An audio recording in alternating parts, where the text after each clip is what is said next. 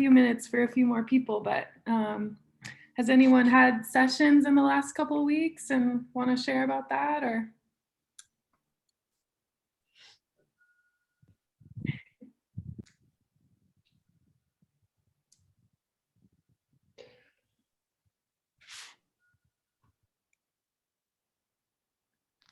I did want to just make one introduction that Roberto is here with me today, and he's one of my co-founders, co-runners of Surf Circle. All right, welcome. Thank you. Yeah, well, we can start with you then, Roberto. Do you want to introduce yourself, and then we can kind of go around and. Okay. I don't know, usually what kind of information do you guys like to share? What would you like to know? I'd love to know just how you got involved with surf therapy and kind of what your background is. Okay, as you can tell, I'm a foreigner. I grew up in South America. Came to the States when I was in my mid-20s. And then I always surf. Always found it very healing. Didn't have a clue why, but I know, yeah, I still don't have a clue. I know it's magical. So I have all these degrees, and then I realized that they're insignificant compared to what happens in there. So I got my PhD here, and then I met Nathan and Christopher and Adam, and we were always thinking about the powerful experience that we had in the water, and then thought, if we could actually, just let go of all this and take them to the water and see what happened. And anyway, as we thought this was going to be fantastic, but we didn't have a clue that it was going to work this way. Just we never know what to expect. It's extraordinary, and how much, like I'm in my 60s, and it just, it opened up what learning is all about, just to let go of everything and start anew every single time. Sometimes in the clinic, you're not allowed to do that because kind of, I don't know if that's enough or should go. No, that was great. Thank you. I think that's kind of a common story. How we all come to it. We all surf ourselves. Well, most of us surf ourselves and think, wow, this is such a beautiful, magical thing. How can we share it? So thank you. That was great. Maybe we can pass it along to Nathan if you want to introduce yourself and share. Yeah, sure. So nice to see a few of you again. So I'm one of the co-founders of Surf Circle with Roberto, and we serve adolescent boys in the Bay Area.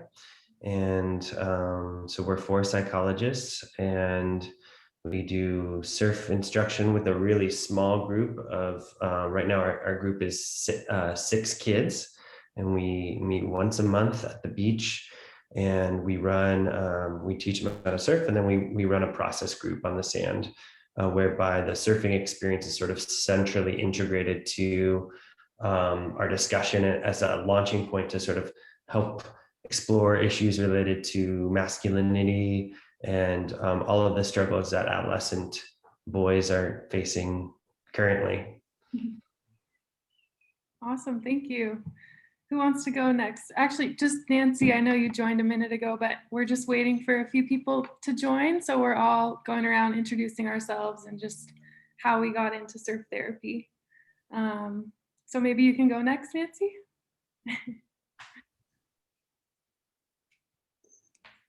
Hi, I'm Nancy Miller from the Jimmy Miller Memorial Foundation. Nice to see a lot of you here. And we got into this wonderful, fabulous therapeutic model almost 17 years ago after my son passed away. And we formed a foundation to honor his name he was a surfer and a writer and a teacher and a traveler. And his passion was teaching people to surf, children and adults. And he did that all over the world. And he passed away, it'll be 17 years in August. And in his name, we started the Jimmy Miller Memorial Foundation with an idea that came to us from someone that Jimmy had been a mentor to. He had been an LA County lifeguard, and he had taught Carly Rogers how to surf as part of being a lifeguard. He thought it was necessary that she knew how to surf and the beauty and the joy it bring. So Carly went on to be an occupational therapist who started with an idea that surfing can be therapeutic to autistic children. And, I'm sure a lot of you know the background, the story from when, I see some nodding heads here, from when Carly started her OT masters.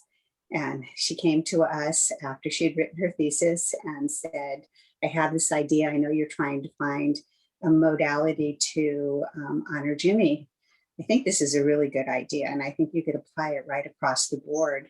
So she explained to us what her concept of ocean therapy at that time was working with a child, one-on-one adaptive surfing,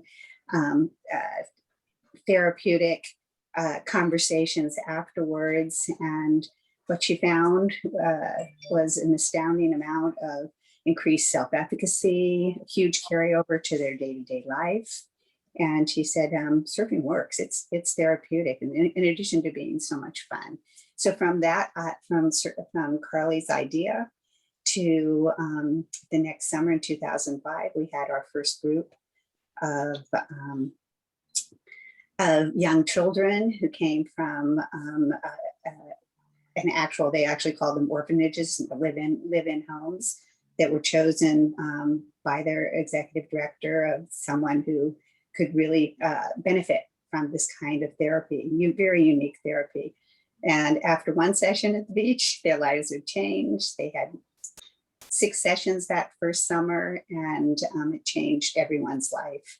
So from that small beginning, we worked with children's groups for the next 3 years. And then we added a component of working with the Wounded Warrior Battalion, returning Marines from Afghanistan and Iraq who needed as much therapy as they could possibly get, and they weren't getting anything that was even touching them.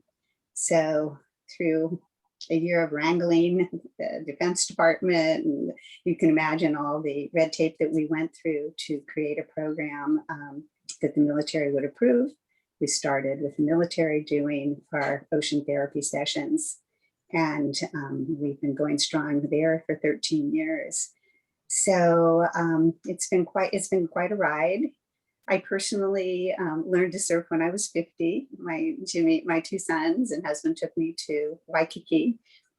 We had schlepped the kids all over the world for every single vacation we ever went to. And I thought, what am I doing? I'm a good swimmer. It's time for me to learn to surf. So at 50, they put me on a surfboard in front of the Royal Hawaiian, gave me a lesson that we still use today, the exact lesson that they give today on the beach for ocean therapy, and set me off on my first wave. And I rode it all the way in. And I said, what's the big deal? This is great. It's like flying. And I took the next wave, and there was someone coming toward me. And I said, I don't know how to steer. This is it.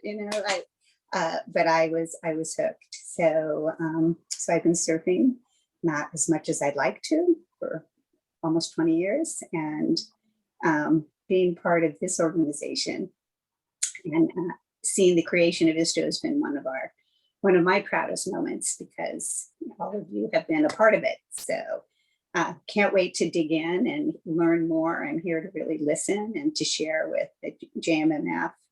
But I'm so grateful to Chris and Chloe and all of you for, all around the world. We look around and we see what's happened in so many different ways. So thank you. Thank you. I think we have to say thank you to you, because JMMF is one of the longest standing surf therapy programs, and obviously Carly, I mean, we call her the mother of surf therapy, but without you guys, none of this would have happened. So thank you. And I do research for the Jimmy Miller Foundation. So special thank you from me, Nancy. You're welcome. Thank you. Does anyone else want to share? Gabriel or Elizabeth, do you want to share just kind of how you got involved? I guess I can go, but I'm going to be speaking a little bit more after this. I'm one of the co-founders of Waves for Change, which is a surf therapy program in Cape Town, South Africa. And I think probably like most of our programs started very organically with trying to give kids a positive thing to do, partnering with local schools and after school programs in Cape Town, and recognizing that children needed safe places to go, and that they were also experiencing a lot of like social and emotional challenges that schools and weren't equipped to handle. So I started just taking kids who are like the problem kids to the beach. And then I partnered with local surf shops and we started learning how to surf. And I realized that it was actually something really amazing was happening, not only for the kids. Like I noticed how calm they were in the ocean and how it was an opportunity to have these really vital conversations, but also as someone who was struggling with post-traumatic stress disorder, I felt so much calmer. It was like transforming me too, because I learned how to surf actually with the first group of kids. And then I went and I studied psychology. I got my master's and my PhD, and really applied everything I learned into developing a therapeutic surfing program, and partnered with Tim, and we co-founded Waves for Change, which was before an HIV. Tim was running an HIV prevention program, and then I kind of pitched to him the model, and we transformed it into this surfing program. And I'm now actually based in Cleveland, working at a university as a researcher, and I'm launching a stand-up paddleboarding program because we don't have the ocean. So it'll be really interesting to see the similarities and differences in the river and the lakes. And I know there's a lot that's in common in the curriculum that we use, or those vital conversations are the same, but then also something very different about the ocean. So we'll see, I'm excited to see those differences. And then I'm hoping, and I'll discuss this more later, to do more research with ISTO and really try and get all of these insights that we've known for years into informing best practice through research, so that more people can benefit from surf therapy. Thank you. Yeah, we'll talk to Elizabeth more in a little bit, but Gabriel and Romola, do you want to share? Hey guys, nice to see you all here. I feel really blessed to be part of this group. My name is Gabriel. I'm a civil engineer, actually, probably a little bit different, the background from you guys. And we have a project, one surf project in Mozambique. Besides, we are Brazilian. And Romulo is going to talk a little bit more about that. Yeah, nice to meet you guys again, the new people. So we are in Ponta do Ouro, a small community in Mozambique. So nowadays we work with we always say kids, but actually adolescents, who lives in a social vulnerability, like somehow in the community. The small community, like more or less 10,000 people lives there. And so we do like a mix of sports. We do like a mix of sports and therapy and education. So our practices are like surfing lessons, swimming lessons. They are having diving lessons now because it's a big diving tourism there in the city. So probably they're gonna be like dive instructors soon, part of them. It's really cool. We have some English lessons because also it's important to them to know. We have talking circles. And so it's a mix of everything. We're having some workshops, traditional dance traditional Mozambican dance. So it's really, really cool. We are approached this artistic cultural side as well. So it's a mix of everything, and we are just a baby, 1 year and a half, more or less. We are civil engineers, not so much therapy background, but we are just learning with everybody. Thanks so much. Awesome. Well, thank you for being here, everyone. I think we've given people enough time to jump on, so we'll just kind of get started. But we did want to switch up the day. I think Wednesdays just weren't quite working, so looks like this maybe works a little bit better. But I'm really excited for our session today. We kind of teased that we would be talking about the possibility of putting together some research, and Elizabeth can talk more about that. But you know, the goal of these working groups in general is just the collaboration and connection and talking through some of the things that we're all working on and sharing our ideas and our struggles and all that. So I think we've done a really great job of doing that so far every month, and had some really insightful and productive conversations. So we're going to keep that up, and that's going to be kind of our main goal. But Elizabeth had a really good idea of saying, okay, we're having all these great conversations and we're sharing so much knowledge, and you know, we have a lot to say. So how can we give it a life beyond just our group? And she'll talk more about how we can do that, but we wanted to kind of throw that out to you guys and see if you'd be interested in being involved in sort of a mixed methods type of study. So I will turn it over to Elizabeth and kind of let her explain a little bit. Sure. I guess a little background. I know many of you are probably familiar with the special issue on surf therapy that came out last year through the Global Journal of Community Psychology Practice. If not, and if you're interested in seeing it or reading it, you can email me or Chloe or Chris, and we can send you the link. It's open access, so anybody, oh, there it is. Thanks, Chris. So anybody has access to it, which is great, because I know sometimes, you know, journals can be very exclusive and expensive to read, which is one of the reasons why we wanted to publish this special issue in a journal like this. And so as a part of the issue, Chloe and I and a team of researchers / surfers, people involved in surf therapy, did a scoping review to really look at all the research that was out there around surf therapy, which wasn't a lot. And now there's more, because there were more studies that got published in the special issue. And what we did find is that there wasn't a lot of research that was looking across programs, like especially if it was like qualitative or mixed methods. It was a lot around looking at one specific program. And so we tried to like bring all those studies together. And there was also a lack of research that used like a quantitative design. So I know there's some other studies coming out of that, trying to use similar measures across groups internationally so we can like compare. But sometimes that really doesn't capture the complexity of surf therapy and like what we're experiencing and the deep knowledge that you all have, because you're there on the ground and you're seeing it.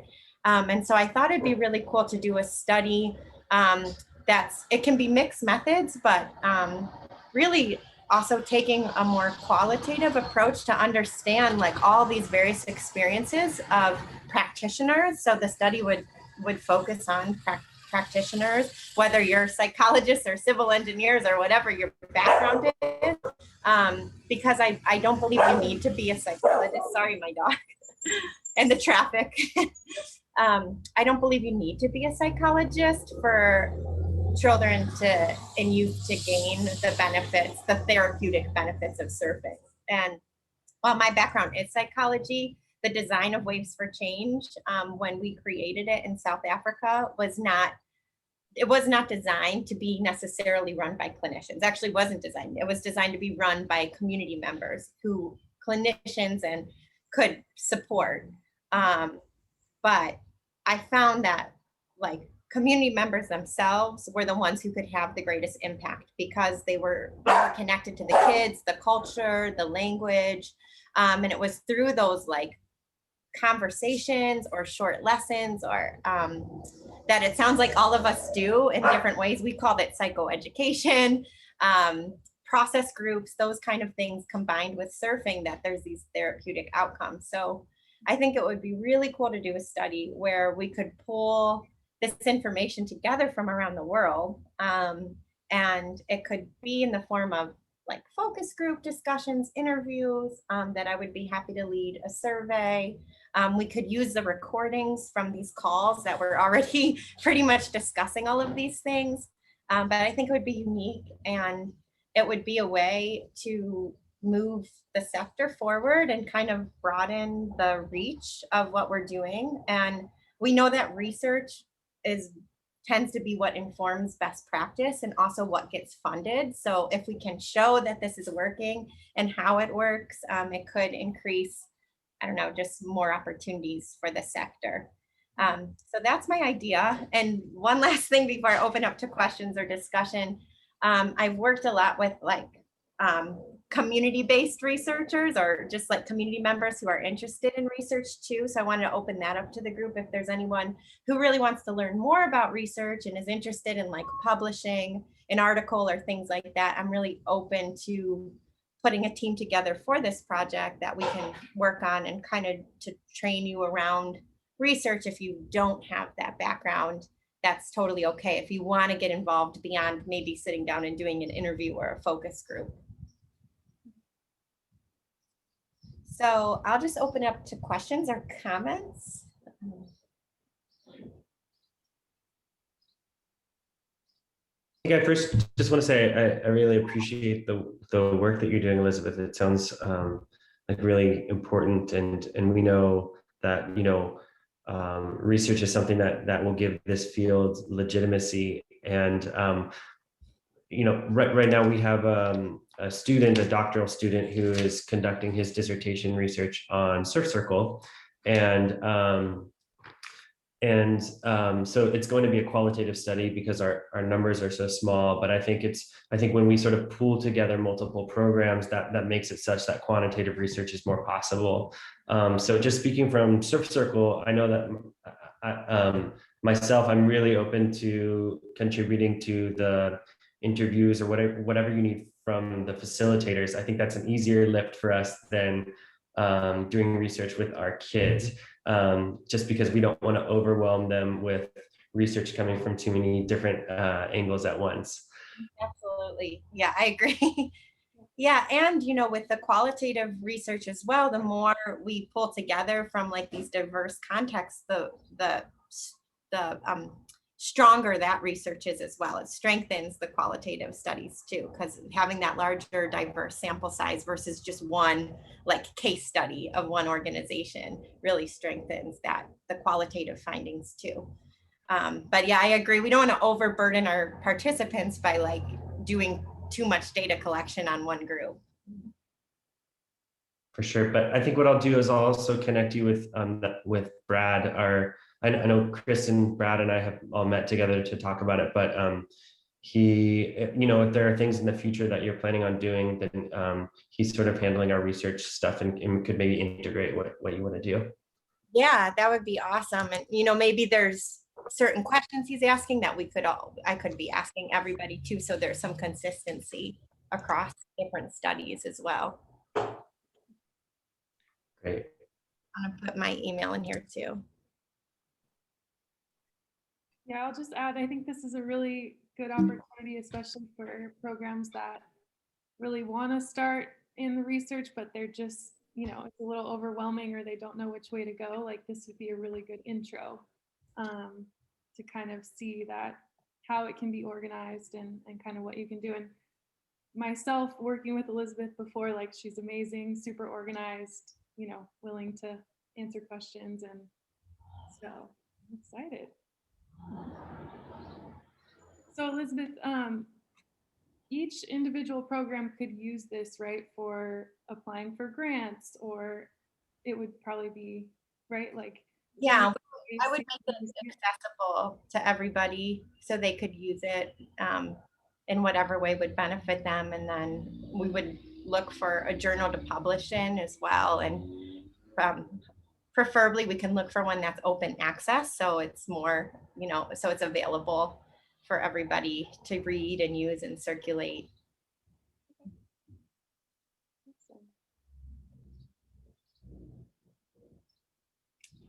Anyone else have any other questions? What would be the optimal, how many groups? I mean, do you have a specific number of people or a number of groups that you would want to involve in a study? What would be too many? What's the optimal for that? Well, I think at this point, there wouldn't be too many. I mean, it creates a lot more work because qualitative work is very intensive. But there's not, I'm thinking of our first call, how many people are even registered in this working group? Do you know, Chloe or Chris? It's 30 something, I want to say, but yeah, it's 27. 27, yeah. On any given call, we've gotten 17, but yeah, this one we had 19 signed up, so it's just who actually shows up. But we are having a lot of people watch the recordings. So, and of course, Chloe is taking notes. So lots of engagement there. Yeah, so I don't think that that's too much if everybody that's signed up in this working group, what could be interviewed. I've done studies before where I've interviewed 30 people, it's doable. It is a lot of work, and I would look for potential funding too, to help with parts of it, whether it's a research assistant or transcribing interviews and things like that. But if I could get as many people as possible who are a part of this group to sign up, and I think one good way would be to do focus groups, and we could have several that are asking the same questions, but maybe cater to different time zones or even different languages if we need to. We can do. I know there's quite a few people who maybe feel better expressing in Spanish, for example, or Portuguese, or, I know there's quite a few Spanish speaking members of the group too. So that's a possibility. I speak Spanish, but I also work with people who are very fluent in Spanish who could co-facilitate. So, this is in the early stages. My next step is that I would draft up a more detailed description of what this is and what it would look like, and then share it with everybody and see who'd like to be involved, or if people have suggestions of also what else what kind of questions we should ask, or what other type of survey we could use or something. I'd be very open to that too. Yeah, so I'll get more details out to you, but I think right now is the more the stronger it will be. Yeah, and I'm So sure. can I add, do you mind if I add just a little bit? We are running a pilot study this year, and we're using the Children's Hope Scale, which I know JMMF is switching away from the Children's Hope Scale, because I think that's right? Because Kristen Walters' research is showing, anyway, I could be wrong about that. It doesn't really matter. But Liz, I think it ties in because we've got 14 organizations falling under this same category in the Spanish speaking. So I think, Liz, I can help, you and I can help draft this. And then what we'll do is send it out to all of you on this call. Thank you for being here. And for some of our team in Australia, where it's 4 o'clock in the morning, so they're not here. And per your point, Liz, we'll shuffle up the times of this. But we were always looking to capture the change on a larger scale across populations. And so it'll be really interesting, I think, to sort of dive into this population, which happens to be the majority of surf therapy programs, prioritizing vulnerable youth and vulnerable adults, really capturing. So I actually feel like there's a lot, because even our adults healing for trauma are sort of vulnerable. But Liz, not to add on another 10 organizations, but obviously, there'll be some who say, yes, absolutely, we want to contribute, and some who don't. So you're not going to get 50. It's about 50, or math is taking a hit right now, 46, whatever. But not all of them will say yes. And Nathan, I love Surf Circle, because you guys have done so much already on the research side that's been important to you. I don't know if they mentioned this because I was on a call, but they're run by all psychologists, which is really unique to the surf therapy field in that it's, you know, 4 psychologists doing the thing. And then Lawanda Surf, they ran through the Wave Alliance program through Waves for Change. And so they kind of, that was how they started to move into this therapeutic element. And by the way, I can't wait to get to Mozambique and come play with you. I want to dance. If you guys don't follow them on social media, their dancing is amazing. Anyway, so I think that's, Liz, what makes this so great is just all of these populations obviously are a part of it, but then there's this culture, as you know, Liz, working out of Africa, like there's so much culture that comes into this. So yeah, I'm really, really excited. And I think that's it. The next steps, we'll put that together. We'll put it out. We'll get sign-offs from whomever wants to participate, and then we'll work from there. But thank you, Liz, for taking on this massive project. And I think you and I can work on going after funding together. So we'll talk more, but thank you. And good to see you, Nancy. And Roberto, welcome. Thank you. Awesome. Well, thank you, Liz. I'm not sure if you need to go, but we'll move on to kind of our next topic.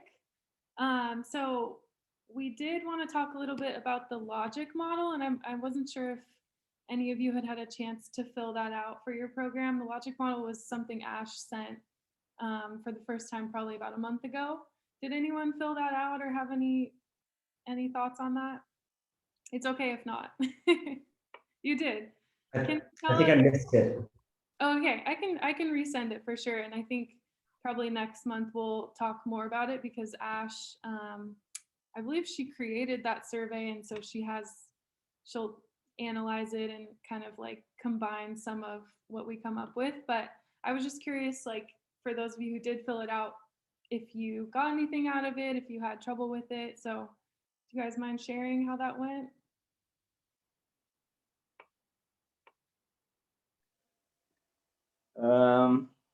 Well, it was really cool actually, because you thinking about like some stuff you already thought about, like in the beginning of the One Surf project, for example. But you start to think about again, and like some stuff is missing, and you kind of know, but it's just like some steps that you need to do. For example, the part of the skills and the coaches and the training, we know that is a part that we are kind of far or didn't like think about too much yet. We know that is important. So it was a really good survey, like to feel, and we were like discussing all the time, like like where we need to go, what do we need to do. So it was really, really good, really cool. Yeah, we are getting that phase of that we need to hire or started training a few people to become coaches or mentors of the program, actually even the volunteers. So this survey made us thinking about what we really want from them. So it was really good to see that. Awesome. Well, that's the perfect segue then, because you know, for the end, I just wanted to talk about kind of the qualities of some of your best coaches. Like if all of you could think about the best surf coaches in your organization, whether it's you or a volunteer or, you know, a psychologist you work with, what are some of the best qualities they have? Or something that you look for, I guess, when you're looking for volunteers or surf coaches?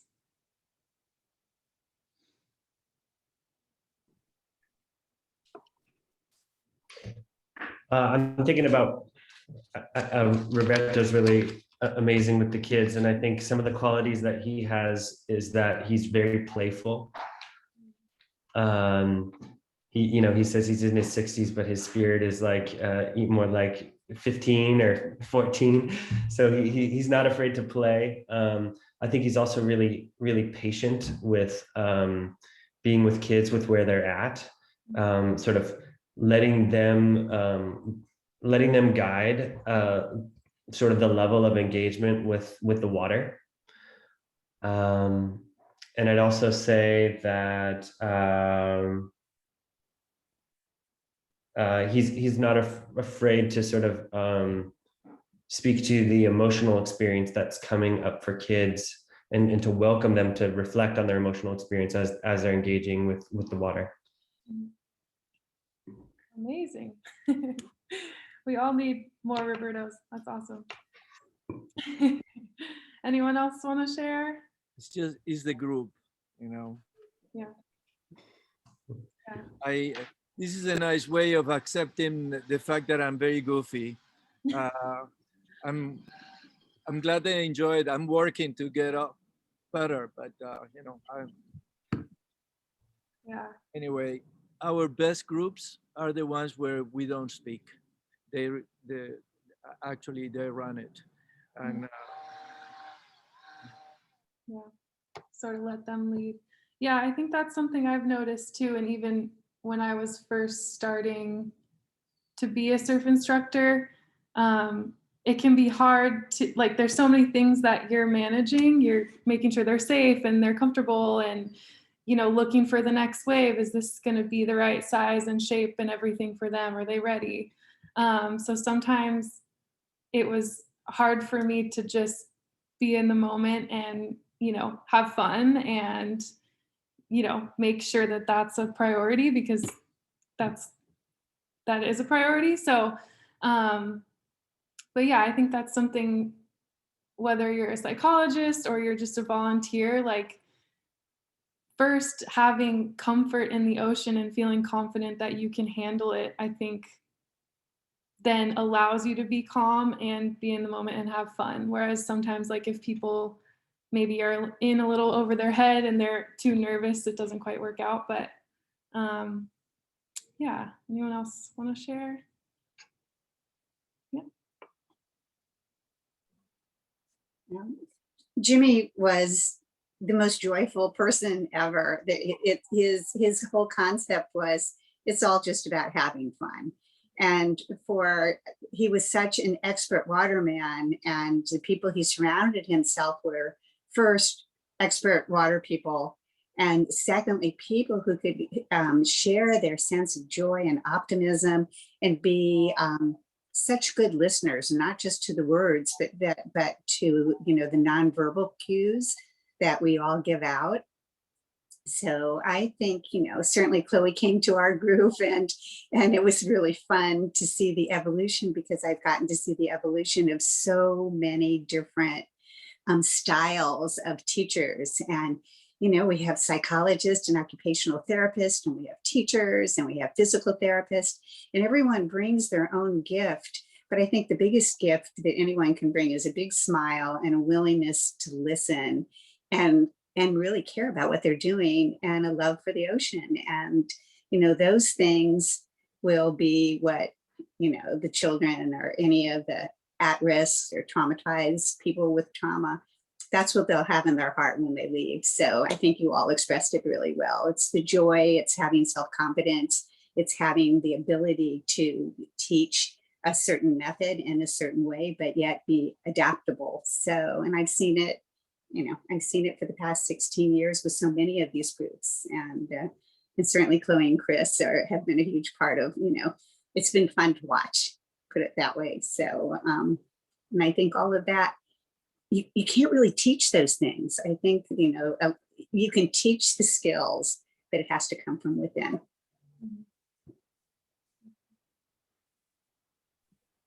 I think in my experience, it's the best coaches have been the ones who just consistently show up and hold the space. I mean, it's very similar to what we try and do if we're counseling or doing therapy, but without necessarily needing to be a counselor or therapist.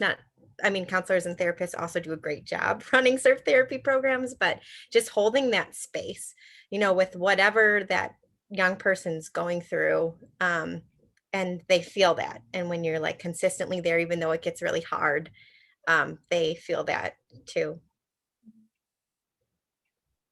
Yeah, can I add, I love that. I do that. And, you know, I think just mirroring, and I'm sorry, my internet cut off, so I missed everything you said, Nathan. But so if I'm repeating, I apologize. But I think that mirroring, like some of the kids, of course, they weren't excited to jump up on a surfboard like you think that they're going to be. They really want to just sit in the sand and dig for sand crabs. And so I would start digging for sand crabs. Like the idea of whatever they're doing, again, Liz, meeting them where they're at and actually getting down on your knees and doing exactly what they're doing. Man, you start to build this bond that is so invaluable, not just in that moment, because so much about surf therapy is, of course, keeping everybody safe. And I would always say that, like, we want to keep everyone safe, but we also want to have fun. And so this idea of just whatever they want to do or where they want to be in that moment, creating that safe space obviously is the one consistency that we're seeing across the board with surf therapy programs. And we keep talking about this over and over and over. What we're finding for sure is that whatever ails you, we know that after a surf therapy day, you feel better. Like, so whatever's happening at home is not a part of what's happening at the beach and certainly on a surfboard. But yeah, it's just so special when they want to crawl around and dig for sand crabs or make sandcastles and or dance, which I never was able to bring dancing to JMMF.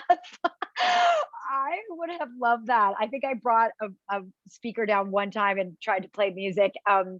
It's not the same in the United States of America as far as cultural, like to just dance. But yeah, I think that was a big part, and something that I saw in Chloe, the first day that you came down, I was lucky enough to be running the program that day, and you just laugh with everybody. And that's the other thing is, I remember you take your sunglasses off and you look them in the eye.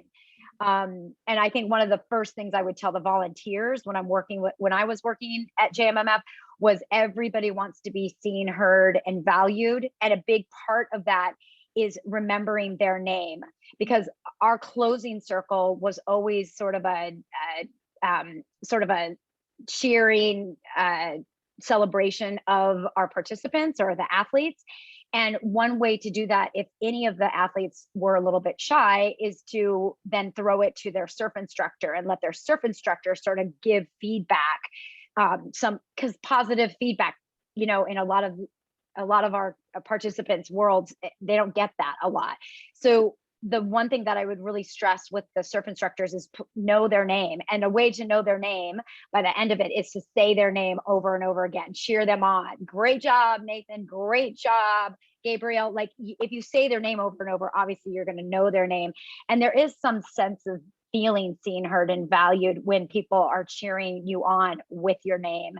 So those are like some of the things I would sort of preach and talk to our volunteers about. But yeah, showing up, Liz, that's it, man. When they showed up, and we were lucky with JMMF because here in Manhattan Beach, the same groups would come down all the time, right?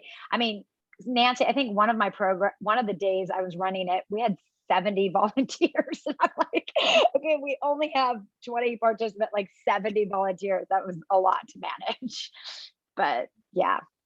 That's like my 2 cents. That's awesome. Well, another question I had about coaches is just how are we recruiting, hiring, and training them? And I think that's different for everyone because the structure and the backgrounds of our coaches are obviously all different. And I know, there's no perfect way to do it. I remember when I first started with JMMF, I just, they knew that I was a surfer, and so I was comfortable in the ocean, but it was kind of just like, go give it a try. And there's a safety, there's someone in charge of safety, there's lifeguards there's a program manager. So they're really watching you, making sure you can handle it. But I wonder if anyone has specific training that they do that they'd like to share, or something that they're kind of working on for training coaches. I think that's something, in our surveys, that's something a lot of our group wanted to talk about or kind of struggled with. So if anyone wants to share about that. I can share what we did with Waves for Change. And it kind of goes back to what Nancy was saying about like certain skills you can teach and certain you can't. We really Our motto was to train local youth to lead the sessions, like 18 to 26-year-olds. And so we were really involved in the community.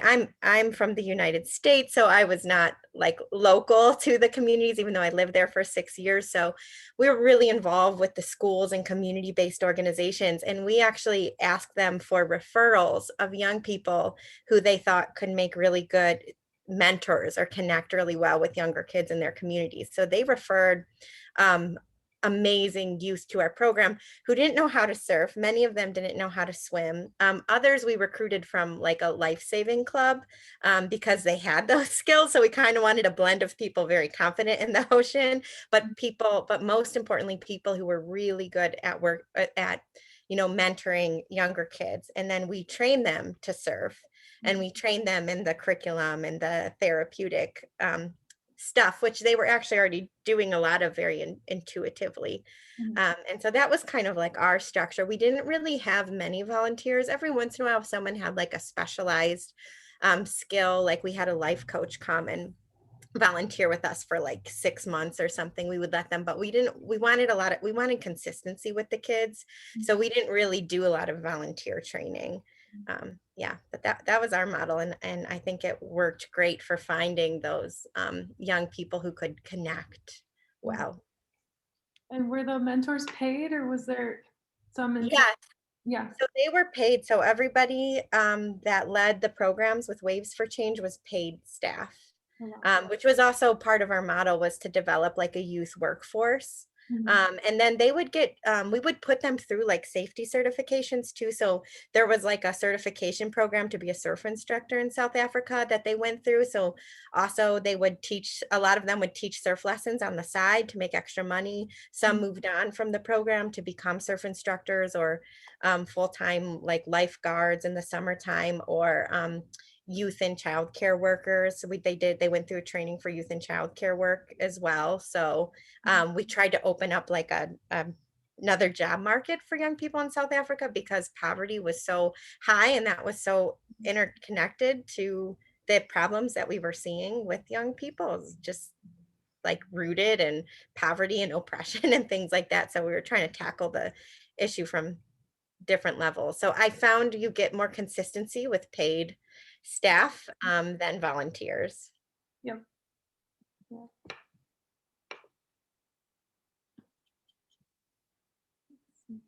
And Nathan asked about what safety certifications programs people have used in the States. I haven't been running a program here, so I can't speak to that one, but maybe others in the group know of some, because I would be very interested too for our stand-up paddle boarding. In our model right now, we want to train youth to run the program again, and we have somebody who's like a lifeguard and a CPR trainer, so we're trying to get the youth at least CPR certified. But that's kind of where we're at. So I'd love to hear what else might be out there for our model. Do you know this, Chloe?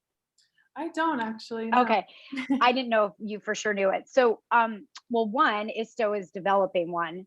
So, and I'm going to have people like y'all looking it over, editing it, thoughts on it. But the one certification out there right now is ISA, International Surfing Association.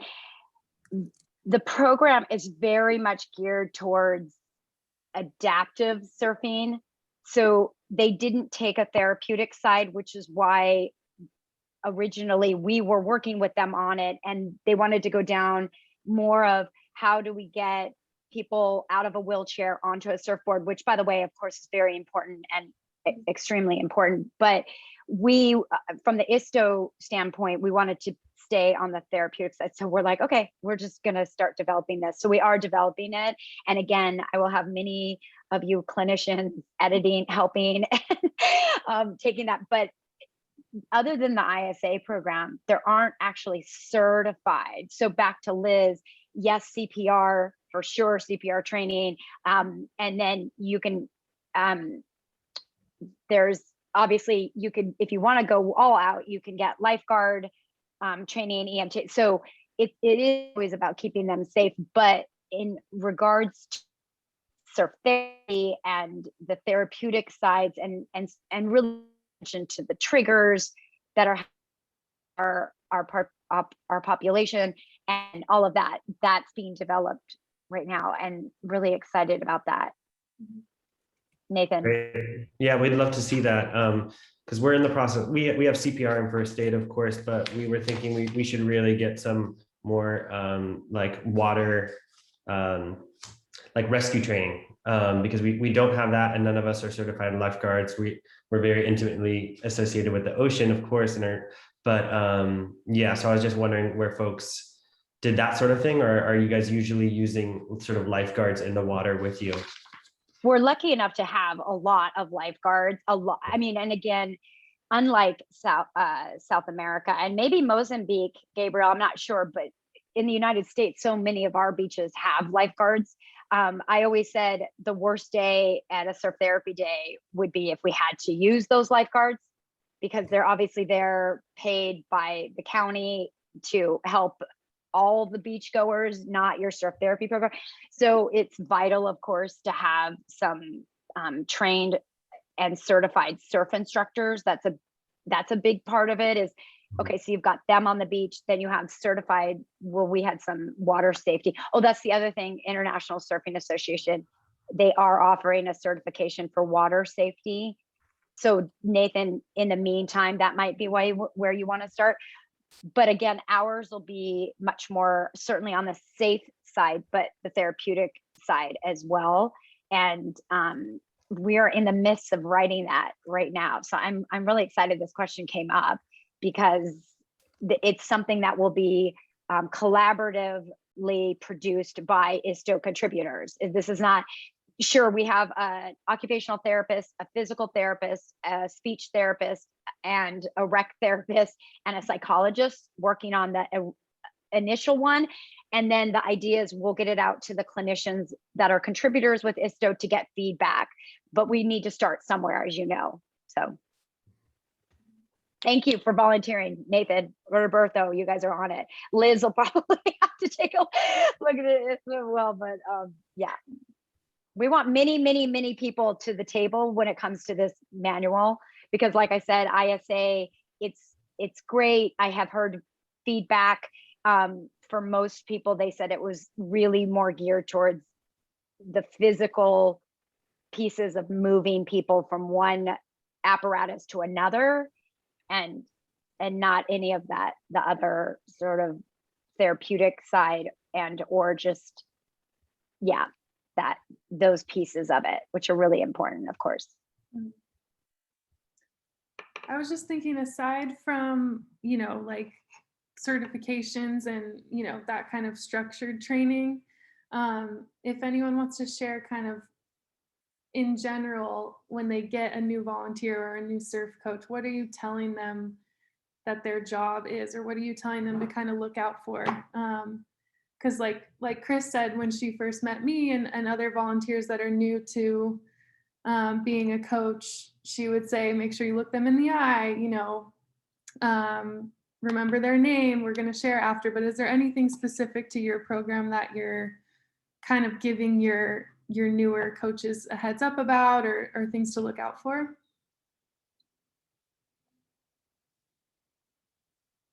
Maybe you have to teach them some dance moves over there. But.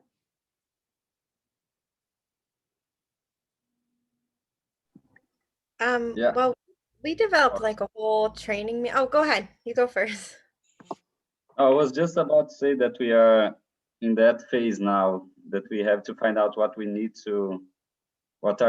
the skills that they need to have, so we can go after like what we should teach them to be like a good coach or a good volunteer. Yeah. That's why we are asking you guys to see how it is working out. Awesome.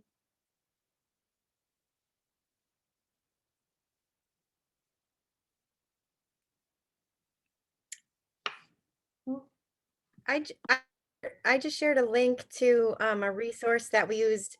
I mean, it's probably 5 years ago, but for training youth and childcare workers. We called them youth and childcare workers at the time, and coaches at Waves for Change, but it's like an open resource anybody can use. You might find valuable, but things like to look for, you know, to just assess like how kids are doing psychologically, how to address kids, how to talk to kids, how to understand things they might be going through, like what trauma is, things like that. So feel free to use it if you find it valuable. But yeah, we did a lot of training. We did actually weekly trainings around these things with our staff. And then, so basically we'd like go over some of this stuff. We'd run the lesson, the surf lesson, and the like what we called psychoeducational lesson with our coaches in the mornings, and then they would run the program in the afternoon. So they always went through it first with us and then could ask questions or say, hey, we don't think this lesson will work. Here's our ideas, and we'd like modify it. So that's what seemed to work for us. Wow. This is great. Thank you so much. I'm gonna put this in our Google Drive, and maybe in the follow-up email, I'll ask other programs who couldn't be here if they have a resource like that. So you guys will be set. So it is also in the ISTO Google Drive. Chloe, I'm sorry, not the one for this particular working group, but for every surf therapy program that is a contributor, you have access to the full ISTO Drive, which is everybody's manuals and liability waivers and just like little pieces. It's sort of, I mean, it's very organized by the name of the organization.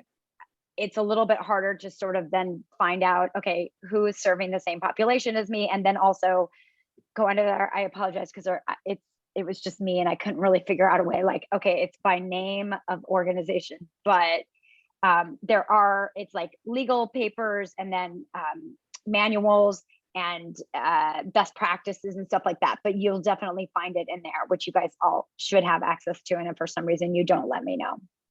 But Chloe, yes, please add it to this particular group. Thanks. Yeah. And just a quick addendum to that. And I was just saying, Chris, don't go away. But every session of every JMMF session, we have a volunteers meeting, and then we have a surf coaches meeting. So they're two separate meetings to address, you know, any of the concerns that we've all talked about. Chris, you can talk about that. And I think, you know, by giving everyone, before any of the participants arrive, a full rundown on what the day is going to look like, who the populations are, if there's any specific instructions from their therapist or the people that brought them. So Chris, you can probably speak to this as better than I can for actually doing that. But I think it gives the volunteers and the surf instructors who we separate out a little bit, the surf teachers, the actual instructors, and the volunteers. I think every single day, every single time we come on the beach, we do the same thing, and then there's sort of a follow-up at the end. Chris, you might want to speak to those specifics that are in the circle before anyone even hits the beach. Yeah, I think it's real. I mean, again, you're connecting with everybody who's down there, but we also, of course, know some of the best surfers out there aren't necessarily the best instructors. I mean, that's just true, because, you know, if you know how to surf, that's awesome. And if you have ocean knowledge, that's even better. But it doesn't mean you necessarily know how to boogie board the back of a surfboard and hold on to that surfboard and not like let the kids face plant or pearl every wave, because obviously they're going to get discouraged. So another piece to that, Nancy, yes, is having water safety. And of course, at the time, myself or whoever's sort of overseeing it, is you're watching your instructors with every person. I mean, there is a lot of, because a majority of the surf therapy programs are run by and large by volunteers. If it weren't for the volunteers, we couldn't do what we do. And so because we are run by that, there are some restrictions on, okay, let's see how they do, and then we will go with them. And of course, if it doesn't work, it doesn't work, and we'll immediately make a change.